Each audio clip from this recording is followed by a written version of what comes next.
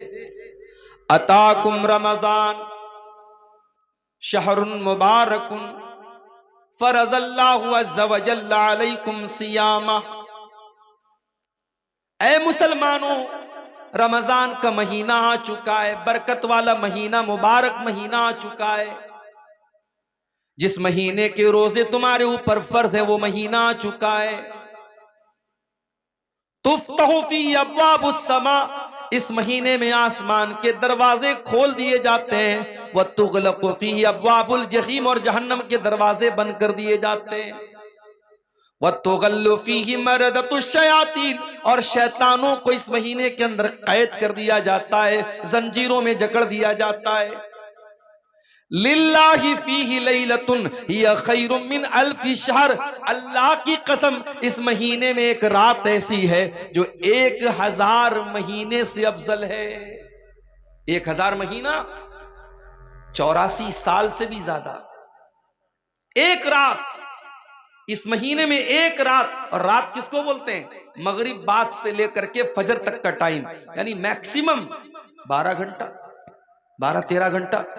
ये मगरिब बाद से लेकर के फजर तक का टाइम, ये एक रात, अल्लाह के नबी कह रहे हैं कि इस महीने में एक रात ऐसी है जो बेहतर है 1000 महीने से, 84 साल से बेहतर है। मन हुरिमा खैरहा फकद हुरिम, जो उस महीने, उस रात की भलाई से महरूम हो गया, जिसको शबे कद्र में नेकी करने का मौका नहीं मिला, शबे कद्र में तिलावत करने का मौका नहीं मिला, जो शबे कद्र में रात में तहज्जुद नहीं पढ़ सका, उससे बड़ा महरूम, उससे बड़ा बदनसीब कोई नहीं। वो महीना बिल्कुल दस्तक दे रहा है। 2 दिन के बाद मेरे प्यारे साथियों वो महीना शुरू हो जाए। आप शेरशाबादियों में कल्चर है, जब कोई मेहमान आता है तो खाना बाद में देते हैं, पहले उसको नाश्ता पहले कराते हैं। मैंने जो आमतौर से महसूस किया है कि भाई उसको पहले उसमें प्लेट में या डब्बे में थोड़ा सा मीठा रख देते हैं, थोड़ी सी नमकीन रख देते हैं, कुछ ड्राई फ्रूट्स रख देते हैं, कहीं कहीं सेब की कुछ फाके रख देते हैं, अंगूर रख देते हैं। ये एक मेहमान नवाजी का तरीका है आपके शेरशाबादी समाज में। मैं देखता हूं, ये महसूस करता हूं पूरे सीमांचल में। क्यों करते हैं आप ऐसा?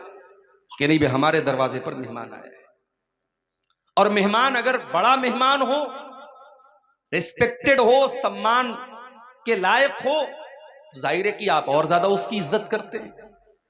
जितना बड़ा मेहमान है उसी के हिसाब से आप तैयारी करते हैं। ऐसा तो नहीं हो सकता कि मेहमान आपके घर में आए और कपड़े इधर पड़े हैं, गंदगी पड़ी है, घर में सफाई नहीं है। अगर ऐसा करेंगे तो यह माना जाएगा कि आपके अंदर मैनर नहीं है, आपके अंदर तौर तरीका नहीं है, तमीज नहीं है। मेहमान आने वाला होता है, हम अपने कमरों को सजाते हैं, अपने घर को सजाते हैं, साफ सफाई करते हैं। ये कॉमन सेंस की बात है जिस पर हम सब अमल करते हैं। मेरे प्यारे साथियों, रमजान का महीना भी तो एक मेहमान बन के आ रहा है।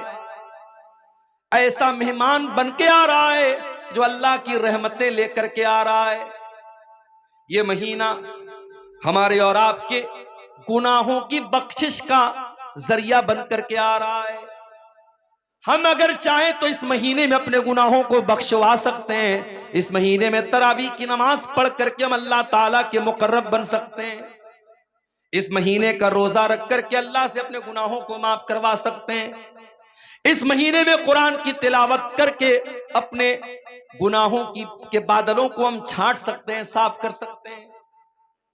होना तो ये चाहिए था, इस महीने के लिए हमारे दिलों में एक एक्साइटमेंट पैदा होती, एक उत्सुकता होती, और हम ज़हनी तौर पर इस महीने के इस्तकबाल के लिए तैयार होते। मगर क्या बात है, लोगों को फिक्र हो रही है कि साहब रमजान आएगा, क्या होगा, दोपहर का खाना कैसे खाएंगे हम। बाज लोग जब रमजान का जिक्र आता है ना तो क्या बोलते हैं, खा लो 2 दिन के बाद दोपहर का खाना नसीब नहीं होगा। यानी रमजान का नाम सुनते ही एक कुछ लोगों के दिल और दिमाग में एक मुसीबत आ जाती है कि यार बड़ी मुश्किल वाला महीना आ गया, 13-13 घंटे 14-14 घंटे भूखे रहना पड़ेगा, 1-1 घंटा 1.5-1.5 घंटा खड़े होकर तरावी की नमाज पढ़नी पड़ेगी, सुबह 4 बजे उठ करके सहरी खाना पड़ेगा, औरतों को अलग फिक्र रहती है, हमको ये बनाना पड़ेगा, वो बनाना पड़ेगा। अगर रमजान के ताल्लुक से ये निगेटिव सोच, ये मनफी सोच, ये नकारात्मक सोच आपके जहन में है, तो मेरे प्यारे साथियों ये बहुत अफसोस की बात है। अगर आप वाकई में अल्लाह वाले हैं, अगर आप वाकई ईमान वाले हैं, तो आपको खुश होना चाहिए कि अल्लाह ताला आपकी जिंदगी में एक रमजान का महीना और दे रहा है। हमें से बहुत सारे लोग ऐसे हैं, पिछले साल भी नौशाद भाई की दावत पर आपके गांव में आया था, तकरीर करके चला भी गया था, और जहां तक मुझे याद है वो प्रोग्राम भी रमजान के पहले ही हुआ था। पिछले साल रमजान का महीना गुजरा था और आपके गांव के बहुत सारे लोग उस वक्त जिंदा थे जो आज जिंदा नहीं है, अल्लाह को प्यारे हो चुके हैं। उनमें बूढ़े भी होंगे, उनमें जवान भी होंगे, उनमें मर्द भी होंगे, उनमें औरतें भी होंगी। पिछले साल वो हमारे बीच में थे, इस साल हमारे बीच में नहीं है। मौत ने उनको हमसे दूर कर दिया, वो अल्लाह के पास चले गए और अल्लाह ताला ने हमारी जिंदगी में एक और रमजान का महीना दे दिया है। मेरे प्यारे भाइयों, हम वो खुश नसीब लोग हैं जो अपनी जिंदगी में एक रमजान और देखने वाले हैं इंशाअल्लाह। ये कोई मामूली बात नहीं है, ये अल्लाह ताला का बहुत बड़ा करम है, उसकी बहुत बड़ी कृपा, बहुत बड़ी मेहरबानी, बहुत बड़ी इनायत है कि वो एक रमजान हमको और दे रहा है। और रब्बे काबा की कसम, जिसको जिंदगी में एक रमजान एक्स्ट्रा मिल रहा है, वो उसके बराबर, वो इंसान जिसको उसके मुकाबले में एक रमजान कम मिला हो, वो दोनों कभी बराबर नहीं हो सकते। जिसको 2024 का रमजान मिला और 25 के आने से पहले वो अल्लाह के यहां चला गया, तो वो इंसान आपके बराबर नहीं हो सकता अगर वाकई में आप रमजान को रमजान की तरह गुजारेंगे। आइए मैं एक वाकया आपको सुनाता हूं। इब्ने माजा की सही रिवायत है। हदीस के रावी कौन है? अबू तलहा रजी अल्लाह ताला अन्हु। माफ कीजिएगा, तलहा, अबू तलहा नहीं, तलहा, अबू तलहा अलग है, तलहा अलग है। अबू तलहा अंसारी साहबी है और तलहा मुहाजिरीन में से है। हजरत तलहा रजी अल्लाह ताला अन्हु फरमाते हैं, ये तलहा बिन उबैदुल्लाह कौन है? जो उन 10 सहाबा में से जिनको अल्लाह के नबी ने जन्नत की खुशखबरी सुनाई थी। मैं पूछूं अगर अपने नौजवानों से, अपनी बहनों से, जरा बताओ कि वो 10 सहाबा कौन है जिनको नबी ने नाम लेकर के जन्नती कहा था, तो हमारे बहुत सारे नौजवान हैं जो दाएं बाएं झांकने लगेंगे, नहीं मालूम। उनसे ये पूछ लो कि इंडिया की टीम के 11 क्रिकेटर्स के नाम क्या है, पूरा बता देंगे।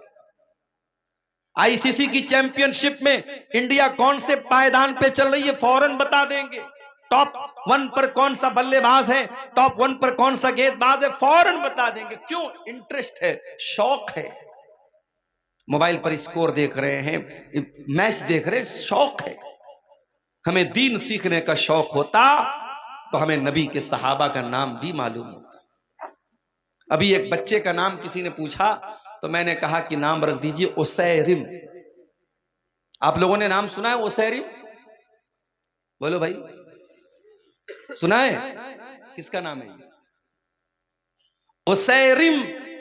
बहुत प्यारा नाम है। अगर आपके घर में बच्चा पैदा हो, ये नाम रख देना, आगे पीछे कुछ लगा देना, मोहम्मद उसैरिम या अब्दुल्ला उसैरिम। उसैरिम नाम जो है ये उस सहाबी का नाम है जो जंगे बद्र के मौके पर ईमान लाए और ईमान लाते ही जंगे बद्र में शामिल हो गए और अल्लाह की राह में लड़ते लड़ते शहीद हो गए।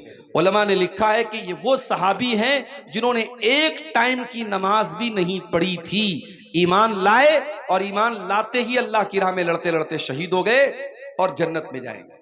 एक नमाज पढ़े बगैर भी जो जन्नत में जाएंगे, उस सहाबी का नाम है उसैरिम। अलिफ स्वाद या रामीम, उसैरिम। ये नाम रख सकते हैं आप। हमें सहाबा के नाम पर अपने बच्चों के नाम रखो। 10 सहाबा जन्नती हैं। चलो मैं आपको गिना देता हूं।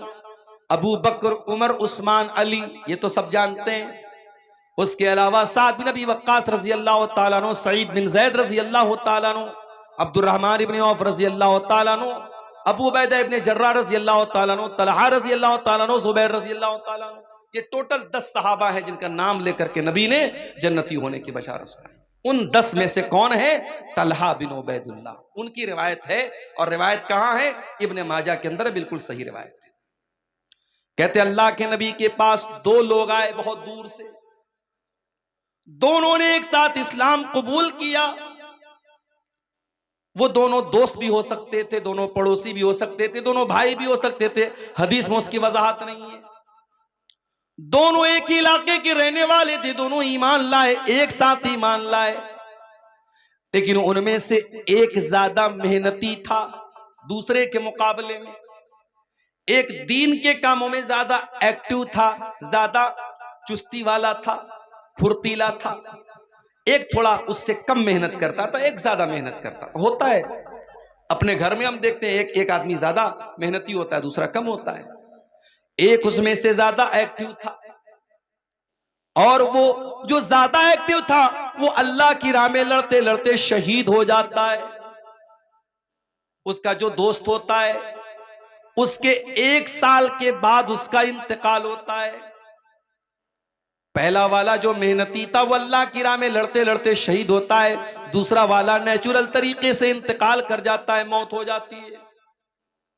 हजरत तलहा कहते मैंने ख्वाब देखा कि मैं जन्नत के दरवाजे पर खड़ा हूं, इतने में जन्नत से एक निकलने वाला निकला, यानी फरिश्ता निकला, और जो इंसान बाद में जिसका इंतकाल हुआ था और जो दीन के मामले में कम मेहनत करता था, उस फरिश्ते ने उसको जन्नत में जाने की इजाजत दी कि तुम जन्नत में चले जाओ। उसके बाद उसने उससे कहा जो ज्यादा मेहनती था और अल्लाह की राह में जो लड़ते लड़ते शहीद हुआ था, उससे कहा तुम चले जाओ। उसके बाद वो फरिश्ता मेरे पास आया और उसने कहा फ़इन्नका लम यानी लका बादु, अभी तुम्हारे जन्नत में जाने का टाइम नहीं आया है। हजरत तलहा कहते तो उसके बाद मेरी नींद खुल गई।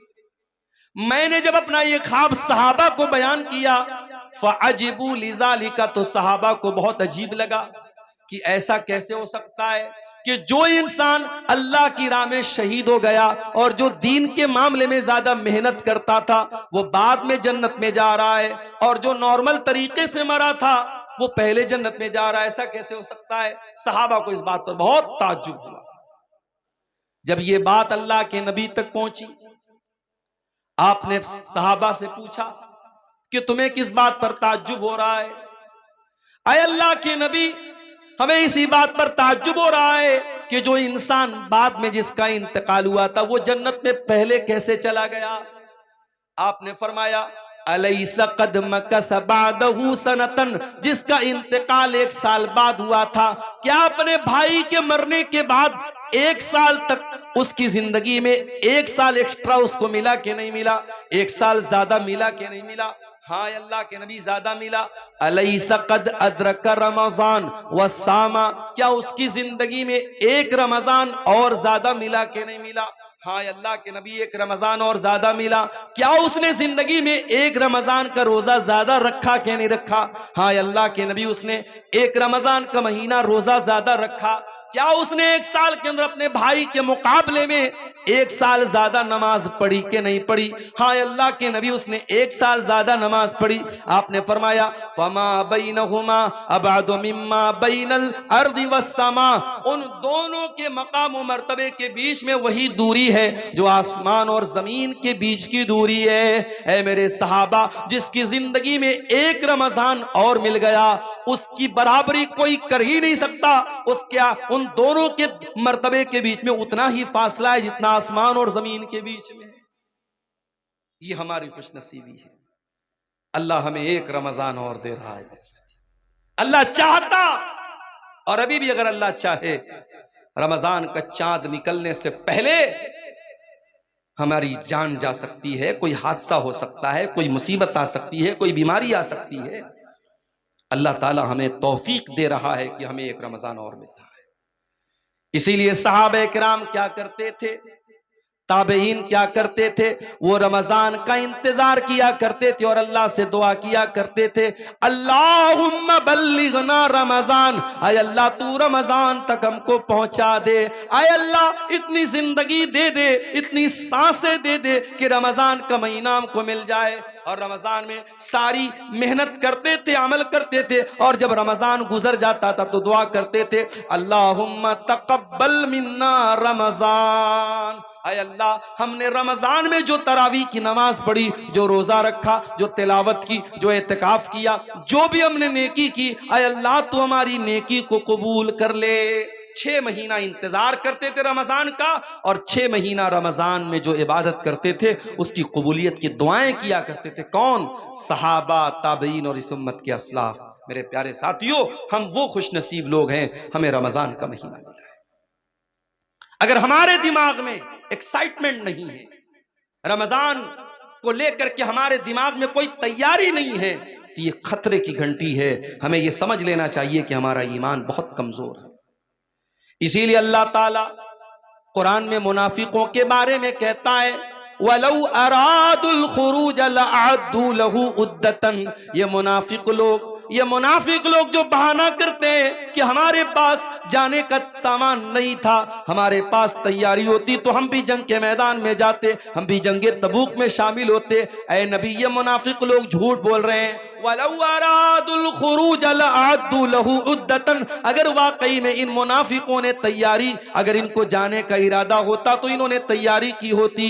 वलाकिन करिहल्लाहुम बिआतहुम फसब्बतहुम, लेकिन अल्लाह ताला को मंजूर यही था, ये काहिल लोग हैं, ये कामचोर लोग हैं, ये सुस्त लोग हैं। अल्लाह ताला को मंजूर ही नहीं था कि ये आपके साथ जंग के मैदान में जाएं, इसलिए अल्लाह ताला ने इनको बिठा दिया। वकील क़ुदू माल कौमिल कायदीन, अल्लाह ने इनसे कह दिया कि जाओ, जो बैठ गए तुम भी उनके साथ बैठ जाओ, तुम्हें मोमिनों के साथ जाना नसीब नहीं होगा। इसलिए मेरे प्यारे साथियों, रमजान के महीने को लेकर के अगर दिल में एक तैयारी नहीं है तो हमारे और आपके लिए बहुत खतरे की घंटी है। मेरे साथ रमजान का महीना वो महीना है, नबी अकरम मिंबर पे चढ़ते हैं। अबू हुरैरा रज़ी अल्लाह ताला अन्हु हदीस के रावी हैं। आप मिंबर पे चढ़ते और 3 मरतबा फरमाते आमीन आमीन आमीन। साहबा कहते हैं, अल्लाह के नबी क्या बात है, आप आमीन क्यों बोल रहे हैं 3 बार? आपने कहा, जब मैंने मिंबर की पहली सीढ़ी पर कदम रखा, जिब्रील आए और उन्होंने कहा कि जो इंसान रमजान का महीना पाए फलम युगफर लहू, और उसकी बख्शिश न हो सके, फकद अबदहुल्लाह, अल्लाह ताला अपनी रहमत से दूर कर दे उस इंसान को, बर्बाद हो जाए वो इंसान जो रमजान का महीना पाए और अपनी बख्शिश न करवा सके। जिब्रील ने ये बद्दुआ की और मुझसे कहा कि आमीन कहो, तो मैंने आमीन कहा।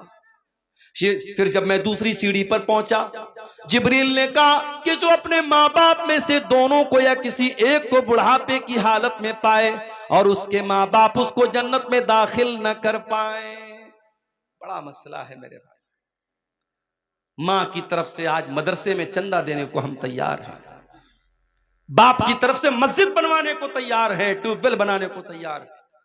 माँ जिंदा होती है तो माँ के ऊपर 5 रुपया खर्च करने में भी हमारा दिल घबराता है। बाप जिंदा है तो बाप को 100 रुपया देने में भी हमारी जान निकलती है। और माँ के मरने के बाद और बाप के मरने के बाद बड़ी मोहब्बत हमारे दिल में पैदा हो जाती है और मस्जिदें बनवाते हैं, मदरसे बनवाते हैं। माफ करना मेरे प्यारे साथियों, जितना खर्च आप माँ बाप के मरने के बाद उनको सवाब पहुंचाने के लिए करते हैं, अगर उनकी जिंदगी में उतना खर्च करते तो शायद आप जन्नत में चले जाते। माँ बाप की कदर करो मेरे भाइयों, उनकी जिंदगी में उनको रुलाना, उनकी आंखों में आंसू लाना और मरने के बाद उनकी तरफ से बड़े बड़े चंदे देना और उनके लिए बैठ के दुआएं करना, उनकी कब्र पे जाके रोना, ये ढकोसलेबाजी और कुछ नहीं है। माफ कीजिएगा, माँ बाप की जिंदगी में कदर करो मेरे साथ। जिसको बुढ़ापे में माँ बाप मिले और माँ बाप उसको जन्नत में दाखिल न कर पाए, अल्लाह के नबी कहते, जिब्रील ने कहा अबअदहुल्लाह, अल्लाह ताला ऐसे इंसान को अपनी रहमतों से दूर कर दे। जिब्रील ने बद्दुआ की और मैंने कहा आमीन। उसके बाद जब मिंबर की तीसरी सीढ़ी पर मैं चढ़ा तो जिब्रील ने कहा, वो इंसान जिसके सामने ऐ नबी आपका नाम लिया जाए, जिसके सामने मोहम्मद कहा जाए सल्लल्लाहु अलैहि वसल्लम, और वो आपका नाम सुनने के बाद आपके ऊपर दरूद न पड़े, सल्लल्लाहु अलैहि वसल्लम न पड़े, उस इंसान के ऊपर भी अल्लाह की लानत बरसे, उस इंसान को भी अल्लाह अपनी रहमत से दूर कर दे। जिब्रील ने ये बद्दुआ की और मैंने आमीन कहा।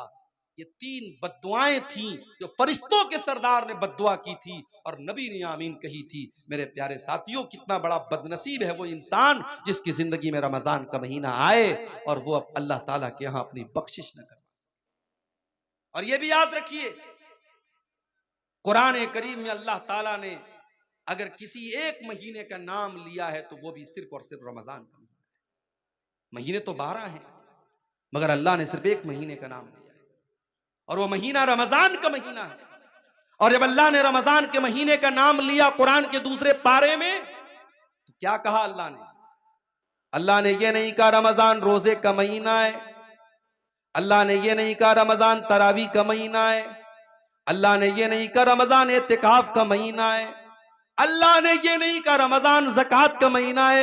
अल्लाह ने फरमाया शहरु रमज़ान अल्लज़ी उन्ज़िला फ़ीहिल कुरआन, रमजान का महीना वो महीना है जिसमें कुरान उतारा गया।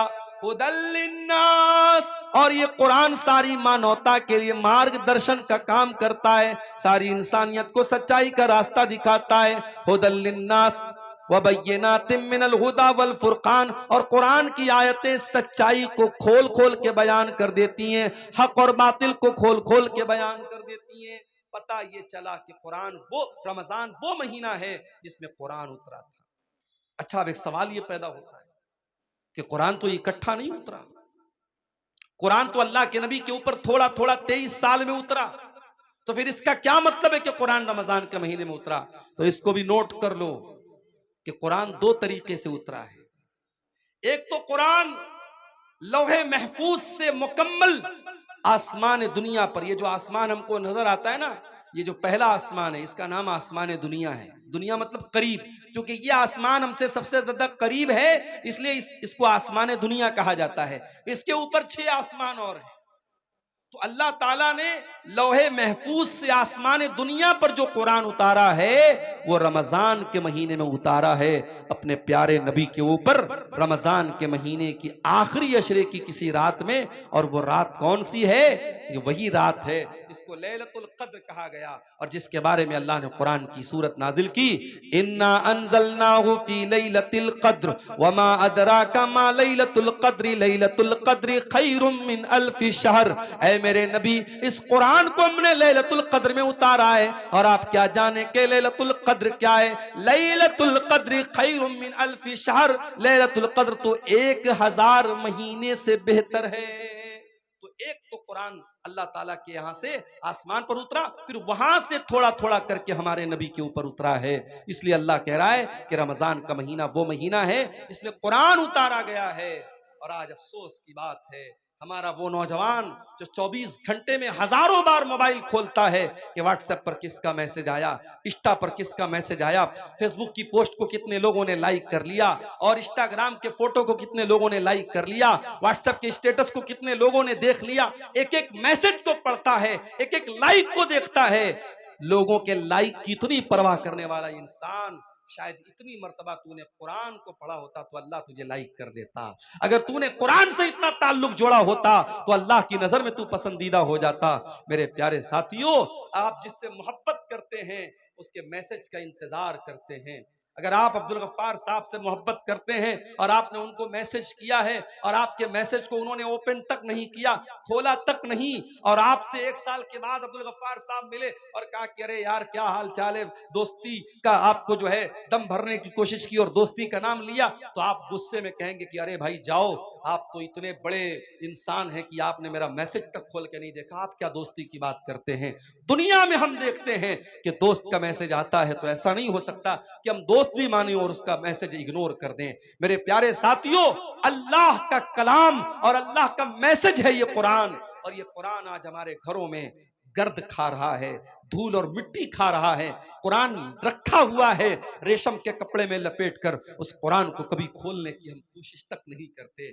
मेरे प्यारे साथियों, यही वजह है कि हमारे दिल कठोर से कठोर होते चले जा रहे हैं। हमारे दिलों पर ताले लगे हुए हैं। दिल के ताले को अगर खोलना है तो कुरान से अपना ताल्लुक जोड़ लो मेरे प्यारे साथियों।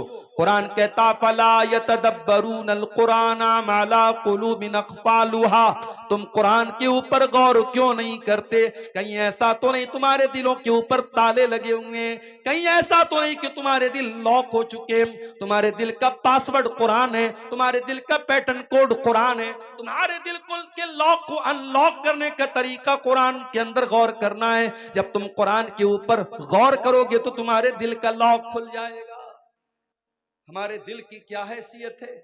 कुरान तो वो किताब है, अल्लाह कहता है लौ अंज़लना हाज़ल कुरान अला जबलिन, इस कुरान को हमने किसी पहाड़ के ऊपर भी उतारा होता लरअयतहु खाशिअम मुतसद्दिया, तो तुम देखते कि पहाड़ भी अल्लाह के खौफ से रेजा रेजा हो जाता।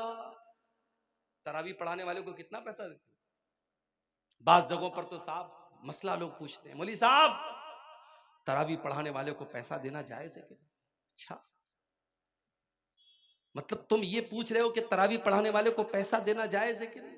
वो बेचारा पूरे महीने खड़ा होकर के तरावी की नमाज में कुरान पढ़ा रहा और तुम उसको चंद पैसे देते हो तो मसला पूछ रहे हो कि पैसा देना जायज है कि नहीं? शर्म आनी चाहिए और चुल्लू भर पानी में डूब मरना चाहिए। फ्री है। झाड़ू लगाने वाला भी आपके मोहल्ले में आता है तो उसकी तनख्वाह लेता है। ऐ मुसलमान, तूने सबसे हकीर समझा है तो कुरान को समझा है। कुरान पढ़ने पढ़ाने वाले का उसने पैसा मांग लिया तो जान निकलती है तेरी।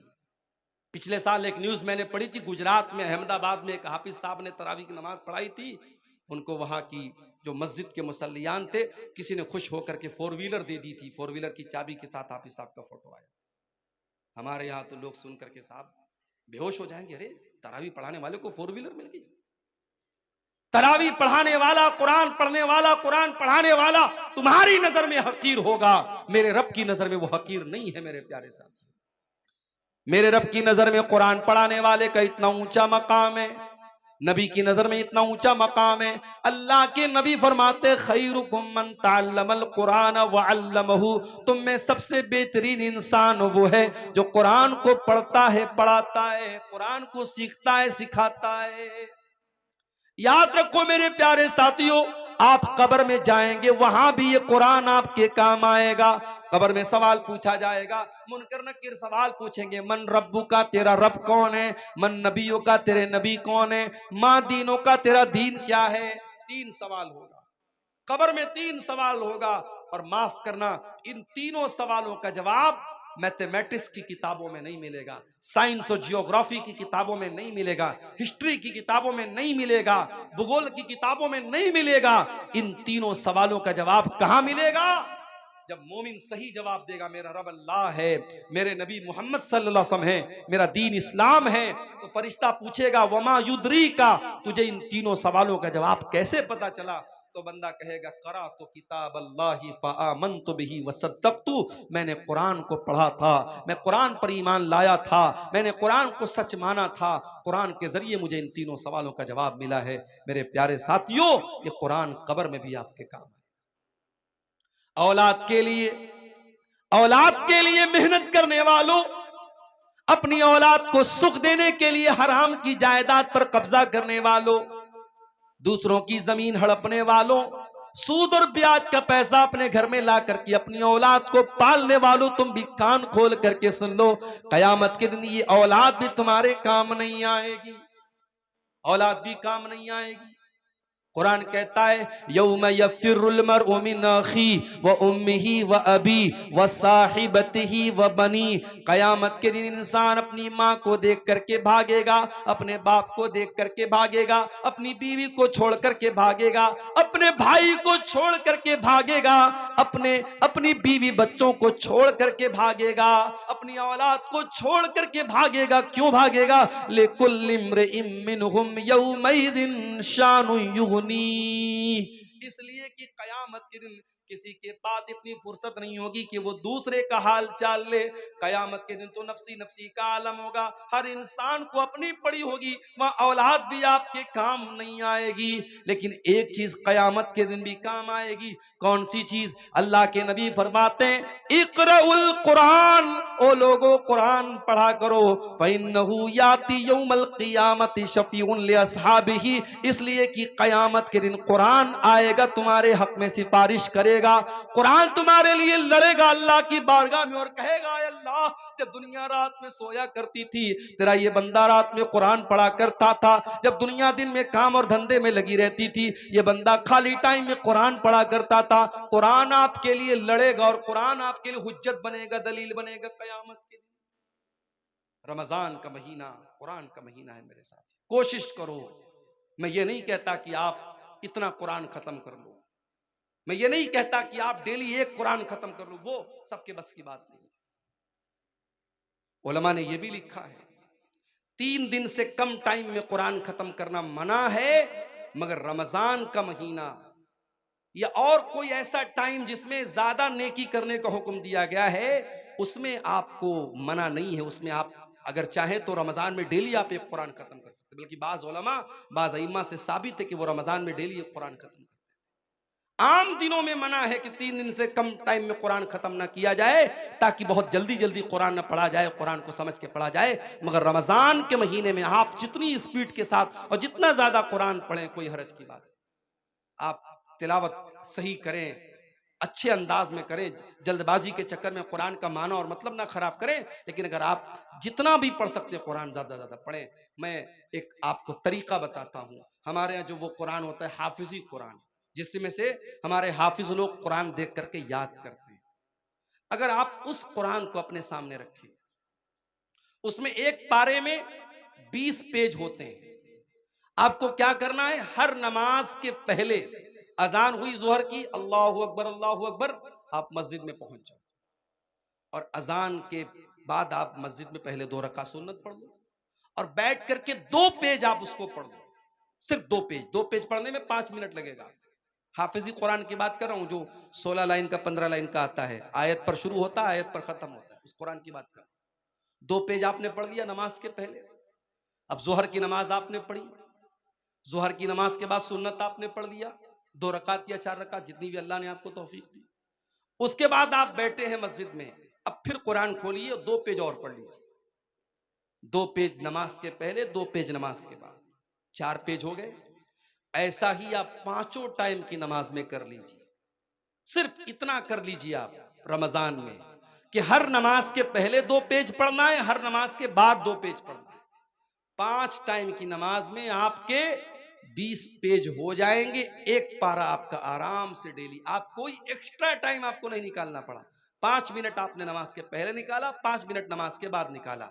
आप हर नमाज के बाद इस तरीके से भी करेंगे, एक्स्ट्रा टाइम नहीं भी निकालेंगे, तो कम से कम एक कुरान तो आप रमजान में खत्म कर लेंगे इंशाअल्लाह।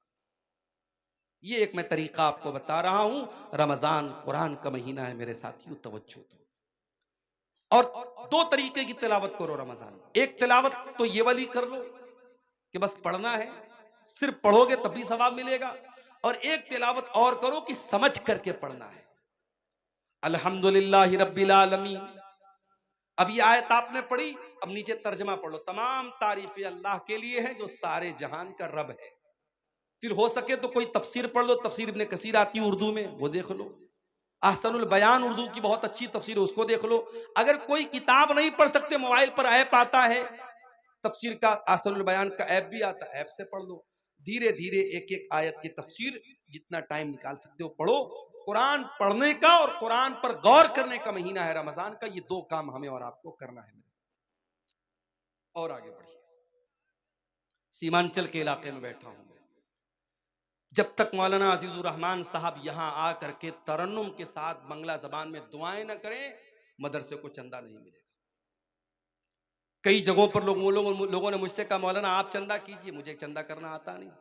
और मैं वो लंबी लंबी ये जो दुआएं देते हैं दान देने वाले को तरन्नुम के साथ बंगला जबान में, अल्लाह ताला बिल्कुल जन्नतुल फिरदौस में पहुंचा देते, मैं पहुंचा भी नहीं सकता।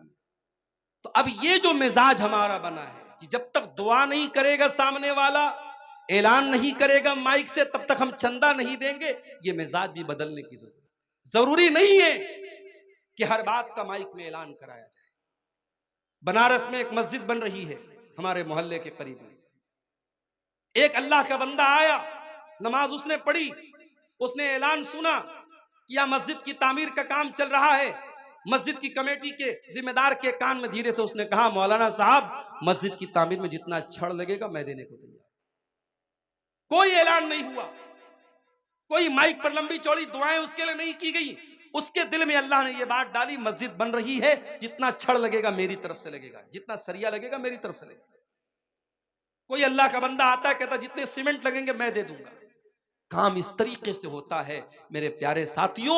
आज हमारे अंदर अगर किसी चीज की कमी है तो इखलास की कमी है। किसी गरीब को राशन का किट भी हम देते हैं ना, तो फोटो खींचते हैं और अखबार में डालते हैं कि हमने एक गरीब की मदद की। गरीब की मदद तुमने क्या की? तुमने गरीब की इज्जत को नीलाम कर दिया। जिस गरीब को तुमने कैमरे के सामने फोटो खींच करके मीडिया पे डाला है, उस गरीब की क्या इज्जत नहीं है? क्या उसकी कोई इज्जत नफ्स नहीं, उसकी कोई खुददारी नहीं है? किसी की मदद करने के नाम पे उसकी इज्जत को नीलाम करते हो। किसी जमाने में मुहावरा तक कहावत थी, नेकी कर दरिया में डाल। अब कहावत बदल गई, अब नेकी कर फेसबुक पर डाल, नेकी कर यूट्यूब पर डाल, नेकी कर स्टेटस पे डाल।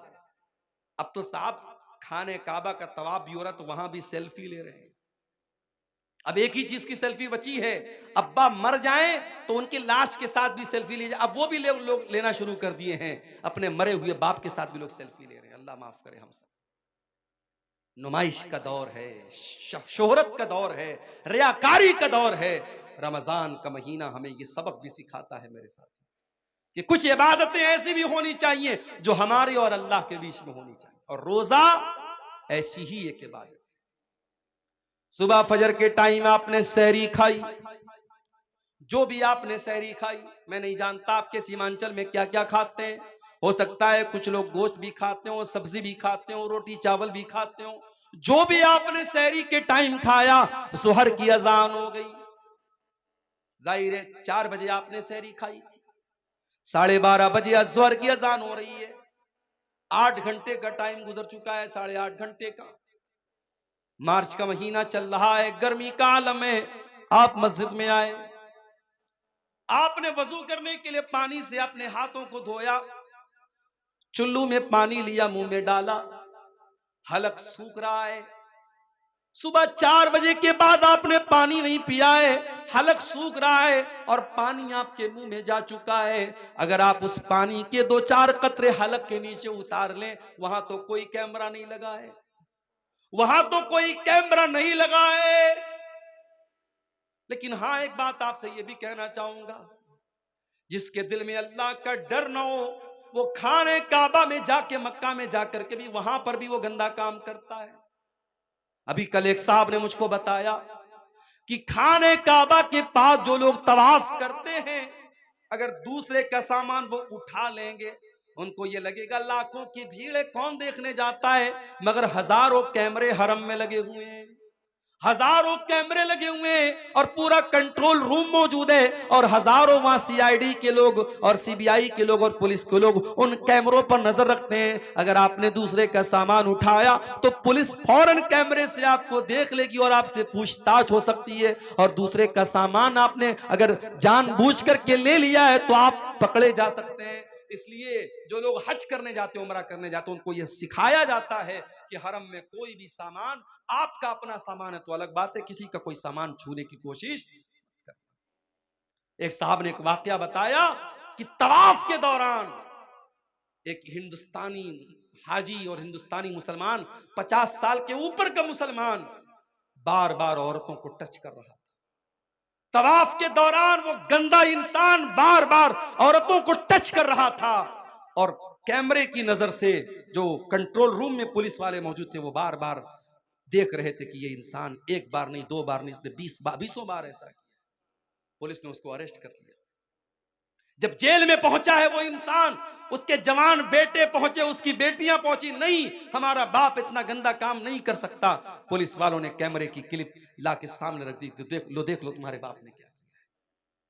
इसका मतलब यह हुआ कि जो ठरकी इंसान होता है, जो गंदा इंसान होता है, जिसके दिमाग में शैतान भरा होता है, वो मक्के में पहुंच जाए, खाने काबा के पास पहुंच जाए, वहां भी उसके दिमाग की गंदगी खत्म नहीं होती है मेरे साथ।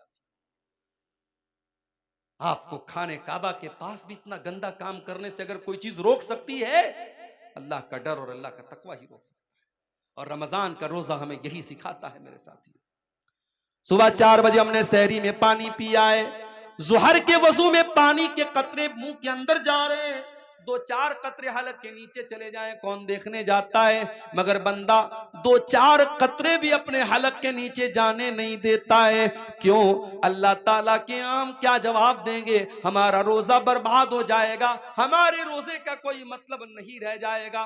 इसीलिए अल्लाह के नबी फरमाते हैं कि अल्लाह ताला कहता है अस्सौमु ली व अना अजज़ी बिही, कि बंदा रोजा मेरे लिए रखता है और उसका बदला मैं ही दूंगा। यदौ तामहु व शराबहु व शहवतहु मिन अजली, बंदा मेरे लिए खाना छोड़ देता है, बंदा मेरे लिए पानी छोड़ देता है, बंदा मेरे लिए शहवत छोड़ देता है। बीवी मौजूद है, बीवी के पास नहीं जाता, खाना मौजूद है, खाना नहीं खाता है, पानी मौजूद है, पानी नहीं पीता है, अल्लाह के लिए। रोजा हमें इखलास सिखाता है, रोजा हमें अल्लाह का डर सिखाता है। रोजे से सबसे बड़ा मकसद मेरे प्यारे साथियों यही है कि हमारे दिलों में अल्लाह का तकवा पैदा हो जाए।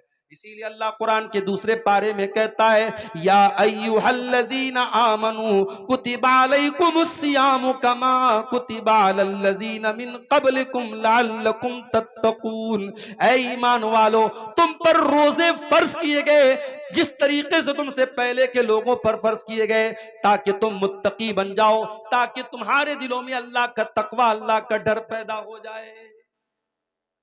तो रमजान के अंदर तकवा पैदा करो मेरे साथ। और आगे बढ़िए, रमजान के अंदर एक काम हमें और भी करना है। रमजान दुआ का महीना है।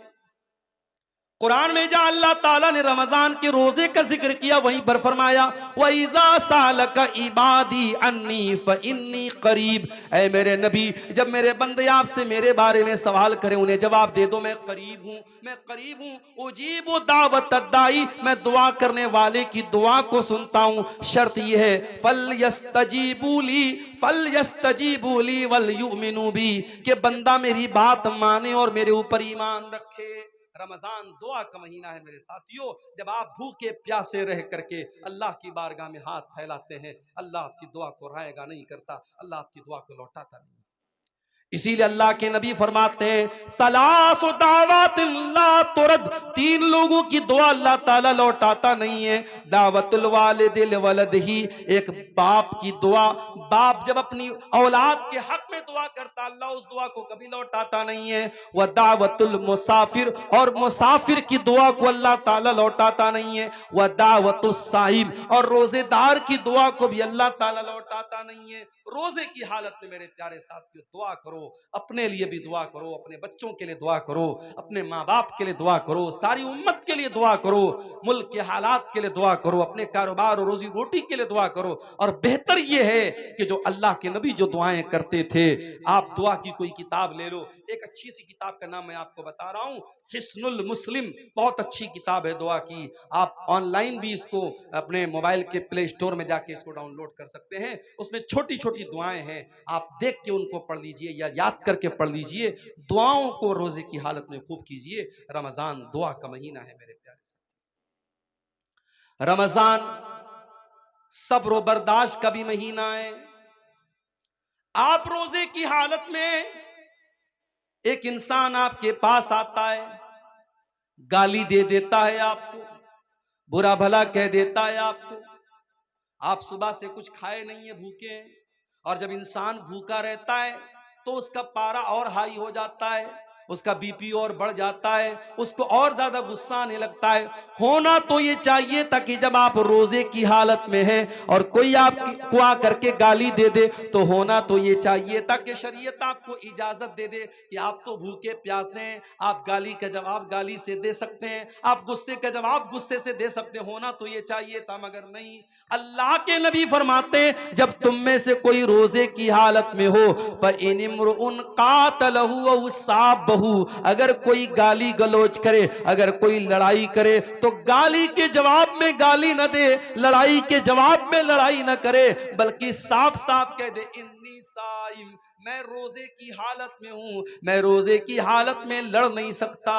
ओ लोगों जो रोजे की हालत में गाली गलौज करते हो, ओ लोगों जो रोजे की हालत में लोगों से लड़ाई झगड़े करते हो, खबरदार खबरदार, तुमने रोजे का मतलब ही नहीं समझा। रोजा सिर्फ खाने से रुकने का नाम नहीं, पानी से रुकने का नाम नहीं। अल्लाह के नबी फरमाते हैं मल्लम यदा कौल ज़ूर वल अमल बिही, जो झूठी बात को अपनी जबान से निकालता है और झूठी बात पर अमल करता है, फलैसा लिल्लाहि हाजतुन, तो अल्लाह को कोई जरूरत नहीं कि वो अपना खाना छोड़ दे, पानी छोड़ दे। रोजे की हालत में कंट्रोल करो अपने आप को। रोजा हमें कंट्रोल करना सिखाता है, रोजा हमें यह सिखाता है अगर अल्लाह के हुक्म पर हम खाना छोड़ सकते हैं, पानी छोड़ सकते हैं, बीवी हलाल है बीवी को के करीब नहीं जाते, खाना हलाल है खाना नहीं खाते, पानी हलाल है पानी नहीं पीते, अगर अल्लाह के हुक्म पर हलाल छोड़ सकते हैं तो बीड़ी पीने वालों तुम बीड़ी क्यों नहीं छोड़ सकते, सिगरेट पीने वालों तुम सिगरेट क्यों नहीं छोड़ सकते, तंबाकू खाने वालों तुम तंबाकू क्यों नहीं छोड़ सकते, ओ शराब पीने वालों तुम शराब क्यों नहीं छोड़ सकते। जब अल्लाह के हुक्म पर एक महीने के तुम हलाल छोड़ सकते हो, तो जो चीजें हराम है, जो चीजें नुकसानदेह हैं, जो चीजें तुम्हारी सेहत के लिए हानिकारक हैं, जो तुम्हारे शरीर को नष्ट कर रही है, बर्बाद कर रही है, वो गुटखा, वो खैनी, वो तंबाकू, वो सिगरेट, वो बीड़ी तुम क्यों नहीं छोड़ सकते हो। रोजा हराम को छोड़वा रहा है, हराम को छोड़ने की प्रैक्टिस करवा रहा है। मेरे प्यारे रमजान का ये महीना हमें एक सबक और दे रहा है। कभी आपने गौर किया ज़कात हम रमजान ही में क्यों निकालते हैं? सारे मदरसे वाले अपने चंदा करने के लिए सफीरों को रमजान में ही क्यों भेजते हैं? 90% पूरी दुनिया के मुसलमान रमजान में ज़कात क्यों निकालते हैं? क्योंकि रमजान का महीना सखावत का महीना है, दान करने का महीना है, अल्लाह की राह में देने का महीना है।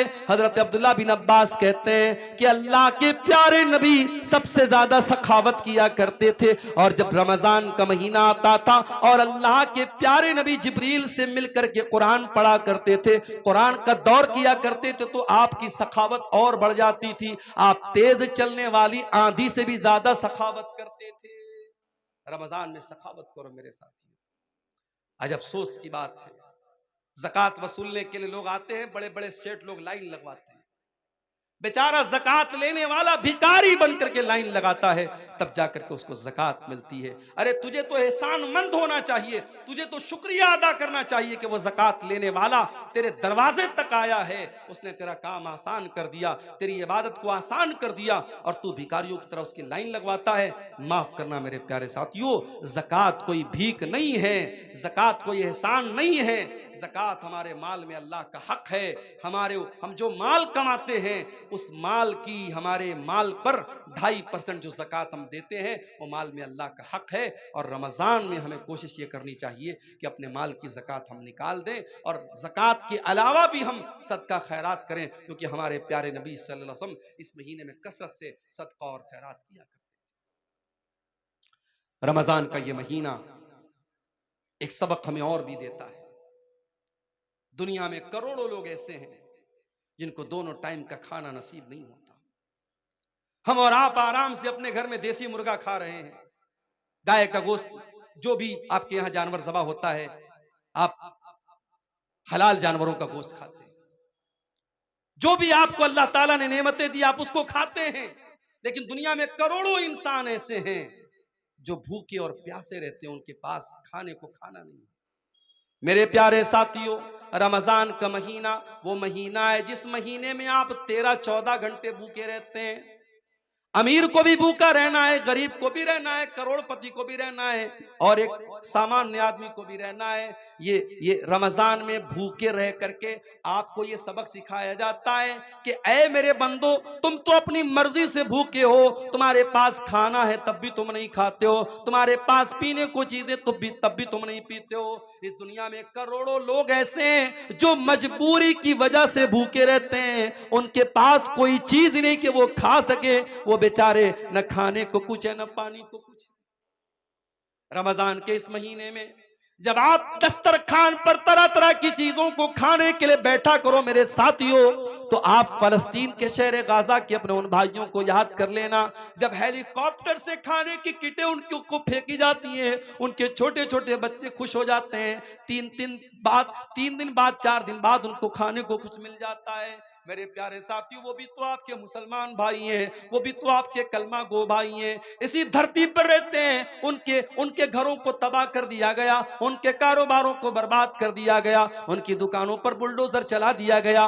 उन अपने गरीब और मजबूर भाइयों को याद करने का महीना है रमजान का महीना। उन भूखों की भूख का एहसास हमको दिलाता है, और ये एहसास होता है कि अल्लाह, हम तो अपनी मर्जी से भूखे हैं, ये तो बेचारे मजबूरी में भूखे हैं। उन भूखों को खाना खिलाने की फिक्र करने का जज्बा रमजान हमारे अंदर पैदा करता है। इसीलिए अल्लाह के प्यारे नबी ने रमजान के महीने में रोजेदार को इफ्तार कराने की बहुत फजीलत बयान की, और आपने कहा मन फत्तर साइमन, जो किसी रोजेदार को इफ्तार कराता है तो जितना रोजा रखने वाले को सवाब मिलेगा उतना ही इफ्तार कराने वाले को सवाब मिलेगा। मेरे प्यारे साथियों, रमजान में हमने साउथ इंडिया में देखा कि लोग रात रात भर सहरी खिला रहे हैं, इफ्तार का इंतजाम करा रहे हैं। हरम के अंदर आप कभी रमजान में आपको उम्रा करने का मौका मिले, आप जाके देखिए, कहीं पे बिस्किट बट रहा है, कहीं पे केक बट रहा है, कहीं पे खजूर बट रही है, कहीं पे जमजम बट रहा है।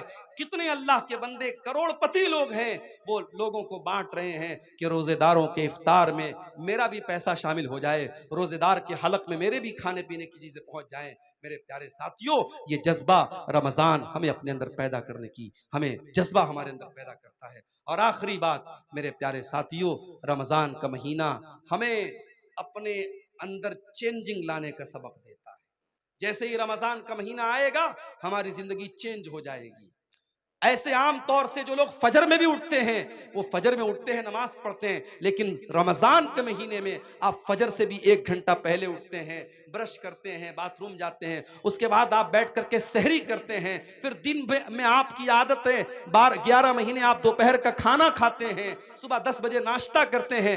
रमजान के महीने में कोई नाश्ता नहीं, कोई दोपहर का खाना नहीं, सुबह सहरी आपने खाई, फिर डायरेक्ट आप इफ्तार के टाइम खाते हैं। सोने का टाइम बदल गया, खाने का टाइम बदल गया। रमजान में 1 महीने के लिए जिंदगी बदल जाती है। सबक ये मिला कि अगर हम अपने आप को बदलना चाहें तो बहुत कुछ बदल सकते हैं। मेरे प्यारे साथियों, शायर कहता है, खुदा ने आज तक उस कौम की हालत नहीं बदली, न हो जिसको ख्याल खुद अपनी हालत के बदलने का। अगर कौम के हालात को बदलना है, अगर मिल्लत के हालात को बदलना है, तो रमजान का महीना एक सबक दे रहा है कि 1 महीने के लिए अगर अपने टाइम टेबल को हम बदल सकते हैं तो हम कौम और मिल्लत के हालात को भी मेरे साथियों बदल सकते हैं। सवालात कुछ आए हैं, क्या नापाकी की हालत में सहरी खा सकते हैं? अगर रात में इंसान नापाक हुआ है और उसी हालत में फजर की अजान हो गई, उसी हालत में फजर की अजान हो गई, कोई हरज की बात नहीं है। उसी हालत में सहरी खा लिया, कोई हरज की बात नहीं। लेकिन अगर नापाक हुआ है और फजर की अजान हो गई तो जल्दी से जाकर के गुस्ल कर ले ताकि जमात से नमाज पढ़े। अगर कोई इंसान नापाकी की हालत में रह जाता है और जानबूझ करके फजर की नमाज छोड़ देता है और फिर सुबह सो करके उठता है 9 बजे 10 बजे और फिर नहा धो के नमाज पढ़ता है, तो ये गलत है और ये सही नहीं है। नमाज को टाइम पर पढ़ना है। आपका रोजा सही हो जाएगा अगर आप नापाकी की हालत में सहरी करते हैं, मगर जमात से नमाज फर्ज है, उसको इंसान को नहीं छोड़ना चाहिए। इसलिए अगर कोई जनाबत की हालत में है तो जल्दी से गुस्ल कर ले ताकि जमात से नमाज पढ़ सके। क्या बिना सहरी खाए रोजा रख सकते हैं? बिना सहरी खाए नफिल रोजा तो रख ही सकते हैं। रमजान का रोजा भी रख सकते हैं, मगर एक शर्त है कि रात में आप ये नियत करके सोए हों कि हाँ मुझे कल सुबह रोजा रखना है।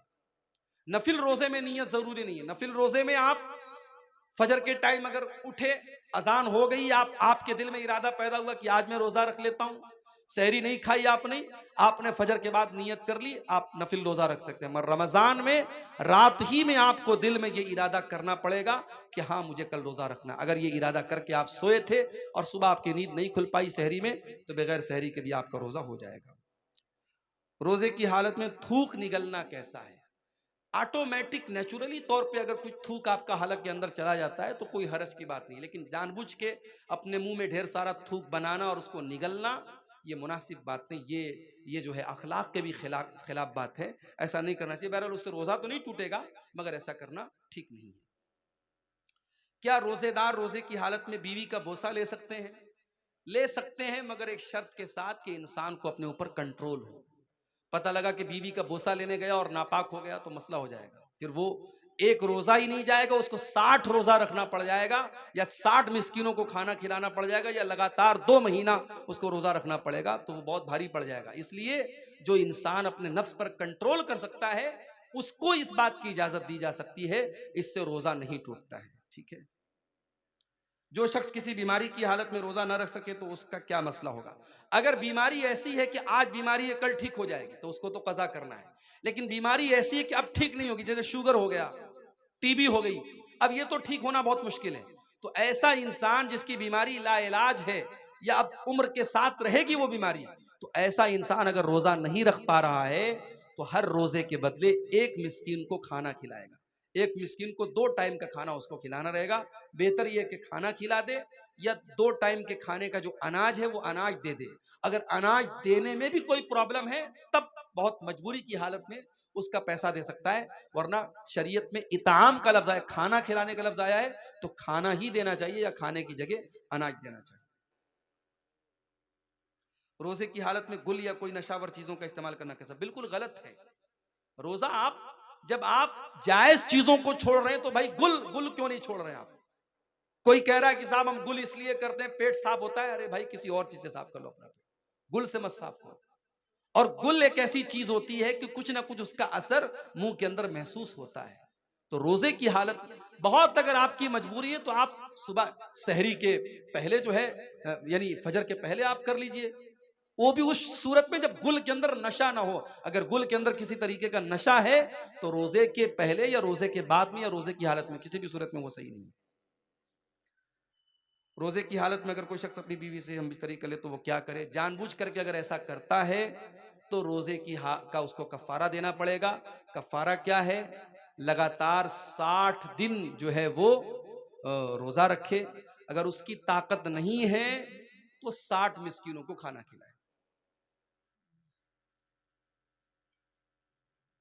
अगर कोई मुसलमान किसी गैर मुस्लिम को रूम किराए पे दे दी और उसमें मूर्ति रखकर मूर्ति की पूजा करे तो क्या ये सही है? अब जब आपने गैर मुस्लिम को दिया है तो आपको सोच समझ के देना चाहिए। आपने दिया है तो आप मना तो नहीं कर सकते। गैर मुस्लिम है तो अपनी तो पूजा करेगा ही। लेकिन बहरहाल आप अगर ये शर्त लगा दे कि भाई देखो ठीक है हम तुमको दुकान के लिए दे रहे हैं मगर इसमें पूजा पाठ मत करो, अगर ये शर्त लगा सकते हैं और सामने वाला इस शर्त पर अमल कर सकता है तो अच्छी बात है। लेकिन अगर ये शर्त लगाए बगैर आपने दिया है और वो कर रहा है तो आप कैसे रोक पाएंगे? इसलिए कुरान की आयत है कि बुराई के कामों में एक दूसरे की मदद मत करो। ये एक तरीके का शिर्क हो रहा है जो आपके घर में हो रहा है, तो आप शिर्क के कामों में सपोर्ट का सबब ना बने, उससे बचने की कोशिश करें। क्या मदरसे में सदक़तुल फित्र देना चाहिए? कोई आलिम बोलते हैं कि दे और कोई बोलते हैं ना दे।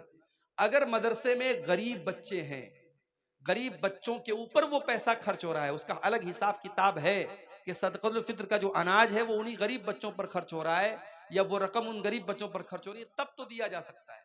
लेकिन आम तौर से उसमें मुदर्रिसीन की तनख्वाह भी दी जा रही है, मदरसे की तामीर भी हो रही है, तो ऐसी सूरत में देना ठीक नहीं है, क्योंकि सदक़तुल फित्र का पैसा मिस्कीन को देने का हुक्म है, हर जगह देने का हुक्म नहीं है। जो आलिम खुद अमल नहीं करता और वो दूसरों को वाज़ नसीहत करता है तो क्या सही है? जाहिर है कि सही तो नहीं है। लिमा तक़ूलूना मा ला तफ़अलून, वो बात क्यों कहते हो जो तुम करते नहीं हो? क्या हलाल जानवर का खुसिया खा सकते हैं? जानवर जब हलाल है तो उसके बदन की तमाम चीजें हलाल हैं, कोई भी चीज मकरू नहीं है। ठीक है। अल्लाह ताला से दुआ है अल्लाह ताला हम सबको नेक अमल की तौफीक अता फरमाए। रब्बुल आलमीन हमें कहने सुनने से ज़्यादा अमल की तौफीक दे, ईमान पर कायम रखे, ईमान पर हम सबका खात्मा हो। आमीन व आखिर दावाना अल्हम्दुलिल्लाहि रब्बिल आलमीन। अस्सलामु अलैकुम व रहमतुल्लाहि व बरकातुहू। नार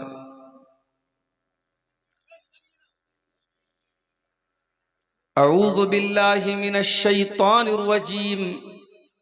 बिस्मिल्लाहिर रहमानिर रहीम। शहरु रमज़ानल्लज़ी उन्ज़िल फ़ीहिल क़ुरआन हुदल लिन्नासि व बय्यिनातिम मिनल हुदा वल फ़ुरक़ान। फमन शहिद मिनकुमुश्शहर फलयसुम वमन कान मरीदन औ अला सफरिन फइद्दतुम मिन अय्यामिन उखर युरीदुल्लाहु बिकुमुल युस्र वला युरीदु बिकुमुल उस्र वलितुकमिलुल इद्दत वलितुकब्बिरुल्लाह अला मा हदाकुम वलअल्लकुम तशकुरून।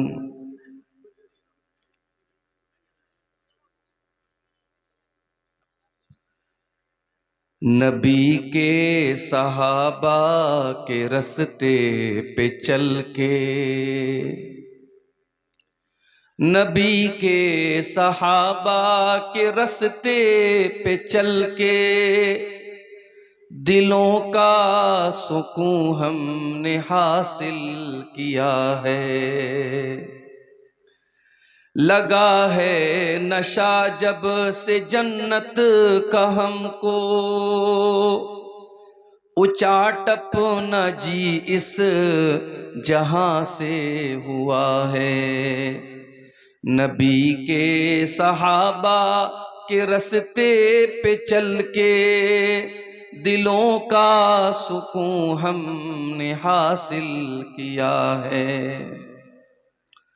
वो ताइफ की वादी में खा खा के पत्थर हमारे लिए जो तड़पता रहा था, वो ताइफ की वादी में खा खा के पत्थर हमारे लिए जो तड़पता रहा था, उसी के तरीके को पैरों से रौंदा। भला खुद बताओ ये कैसी वफा है। उसी के तरीके को पैरों से रौंदा। भला खुद बताओ ये कैसी वफा है। ये वो मौत है दोस्तों जिसकी खातिर नबी ने भी मांगी थी रब से दुआएं। ये वो मौत है दोस्तों जिसकी खातिर नबी ने भी मांगी थी रब से दुआएं। कटाया है इस राह हमें जिसने सर को, खुदा की कसम वो अमर हो गया है। खुदा की कसम वो अमर हो गया है। सुनो ओहद के पार से ये सदाएं, अनस बिन नजर की तुम्हें कह रही है। सुनो ओहद के पार से ये सदाएं, अनस बिन नजर की तुम्हें कह रही हैं। जो अल्लाह की राह में जान लुटा दे, वही असल में आशिक़े मुस्तफ़ा है। जो अल्लाह की राह में सर कटा दे, वही असल में आशिक़े मुस्तफ़ा है।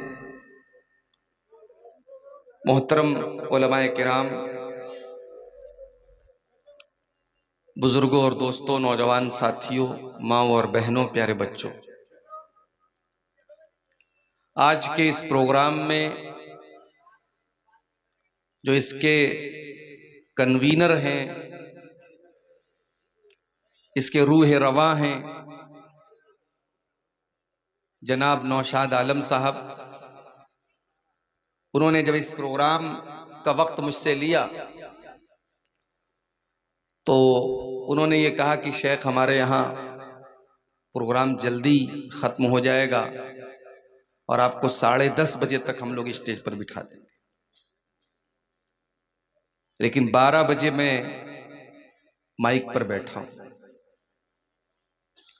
बहुत देर से आप हजरात उलमा के बयानात समात कर रहे थे।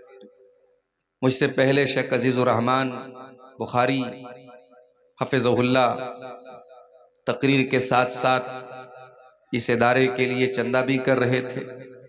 आप हजरात ने अल्हम्दुलिल्लाह दिल खोल कर उनके हाथों पर चंदा दिया भी है। अल्लाह आपके इन सदक़ात को, इन चंदों को, इन अतियात को अल्लाह कबूल फरमाए। और मज़ीद हमारे जो भाई और बहन, हमारी माएँ बहनें जो अभी तक इस नेकी के काम से पीछे रह गई हैं और जिन्होंने अभी तक इस मदरसे में ताउन नहीं किया है, उनसे अपील भी करता हूँ। चंदा करने वाला मौलवी मैं नहीं हूँ, ये भी एक हुनर है, एक फ़न है। हमारे शेख अजीज़ुर रहमान साहब बड़े माहिर हैं इस फ़न के, मैं तो इस फ़न से बहुत नावाकिफ़ हूँ। फिर भी अपनी टूटी फूटी ज़ुबान में मैं आप सबसे अपील करता हूँ। हम जानते हैं ये दोनों भाई नौशाद आलम और शहनवाज आलम, इन दोनों भाइयों की सरपरस्ती में ये इदारा चल रहा है और बड़ी परेशानियों से आज के दौर में इदारा चलाना आसान काम नहीं है। इस ऐसे इलाके में जहाँ मैं पिछले साल भी आया था तो बड़ी मुश्किल से जो है नदी थी और उसके ऊपर पतला सा पुल बना हुआ था, कैसे कैसे आया था। इस बार जो है आया तो पता लगा नदी का पानी सूख गया है, मगर अभी भी कोई पुल वगैरह नहीं बना है। बहुत ही पिछड़ा इलाका और बहुत ही सहूलतों से महरूम इलाका है ये। ऐसे इलाके में ये मदरसा चलाना ये आसान काम नहीं है।